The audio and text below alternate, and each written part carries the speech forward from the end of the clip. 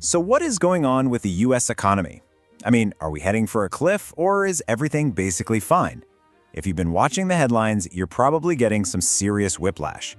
One day, a report says we're all broke. The next, it says the economy is solid. So let's cut through all that noise and try to figure out what's really happening. On one hand, you've got this really stark warning. You've got economist E.J. Antoni, who's painting a picture of an American consumer who is just completely spent, financially exhausted, pretty much just running on fumes. And look, this isn't just a hunch he has. There are some pretty alarming numbers to back it up. According to one analysis, a staggering 90% of Americans have already burned right through whatever savings they built up.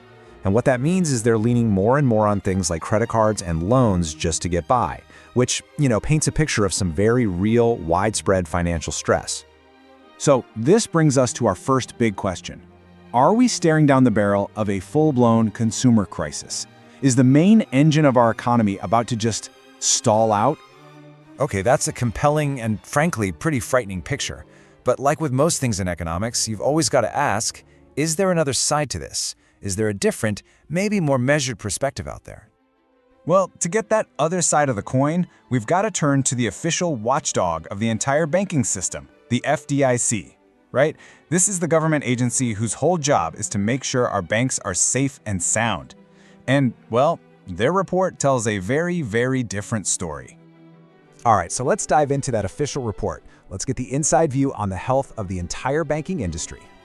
Now, what's really interesting here is the language, right? It's all about nuance. The FDIC says household finances are, quote, solid, but they're weakening.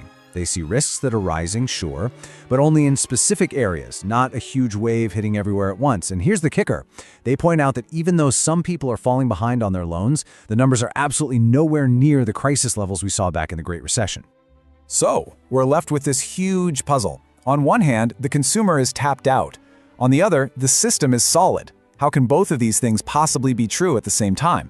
Well, the answer isn't really about which story is right, it's about understanding how our entire financial system was rebuilt after the last big crash. And to solve this puzzle, we have to rewind the clock. We have to go back to the 2008 financial crisis because that event forced a complete rewrite of the financial rulebook. The key idea to wrap your head around here is something called systemic risk. You see, before 2008, regulators were mostly worried about individual banks failing. But after 2008, the nightmare scenario was a domino effect. One big failure that could trigger a chain reaction and take down the entire system. And preventing that became priority number one.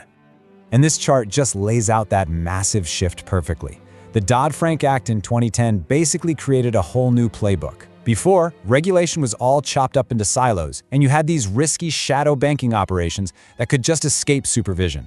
Now, the goal is to monitor risk across the entire system, looking at firms based on how important they are, not just what their legal paperwork says they are.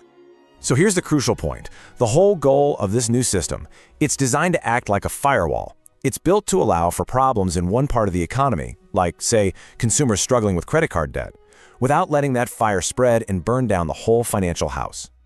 Okay, so keeping that whole firewall idea in mind, let's look at the localized fires that the FDIC is trying to contain right now. What are the biggest risks they see on the horizon today? First up, and what do you know, it's exactly what that economist E.J. Antoni was talking about. The FDIC completely acknowledges that, yes, more and more consumers are falling behind on their loan payments. The stress is absolutely real. And you don't have to be an economist to read this chart. Just look at the lines. For credit cards and auto loans, the rate of people falling behind has now climbed past where it was even before the pandemic. So this confirms it. There is real pain happening at the household level. All right, the second big red flag for the FDIC is commercial real estate. Think empty downtown office buildings, struggling shopping centers. That entire sector is facing some really serious headwinds. And the numbers here are pretty stark. I mean, office property values have plummeted by nearly 40%. High interest rates are making it incredibly difficult for building owners to refinance their loans, and there is a huge wave of these loans coming due next year. This is a major, major point of stress for the banks holding all that debt. And finally, the third risk, well, this one's going to sound really familiar. It's the explosive growth of the shadow banking system. We're talking about lending to companies that act like banks but aren't regulated like them. private equity firms, specialized mortgage lenders, what they call non-depository financial institutions. And just look at that number.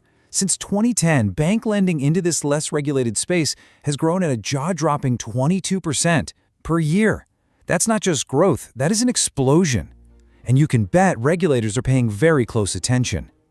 And here's why they're watching it so closely. This isn't some small-time risk that's spread out thin across the system. Nope, it is heavily concentrated in the biggest, most important banks. For these giants, their exposure to shadow banking is now equal to 60% of their core capital. You know, their main safety cushion against losses. So, where does all this leave us? Let's try to pull these two very different stories together and see the one complex reality of our economy. On the left, you've got the consumer story. It's the one you might be feeling personally. People feel tapped out, savings are low, debt is high. From down on the ground, a crisis can feel very real and very close. But on the right, you have the system story, the view from 30,000 feet. Regulators see the same weakening, but they believe the post-2008 guardrails can contain it, especially since we're not at those catastrophic 2008 levels yet. And that right there is the big takeaway. It's not a contradiction, it's a tension. Yes, many households are struggling. That is a fact. And at the very same time, the financial system was redesigned specifically to handle this exact kind of stress without collapsing. The pain is real, but so are the firewalls. Which leaves us with the ultimate question, the one nobody really knows the answer to yet. What we're watching right now is a real-world stress test of everything that was put in place after 2008. So, are those regulatory walls high enough to contain these rising pressures from consumers, from commercial real estate, from shadow banking, or are we just living on borrowed time, delaying an inevitable reckoning? That is the answer we are all waiting for.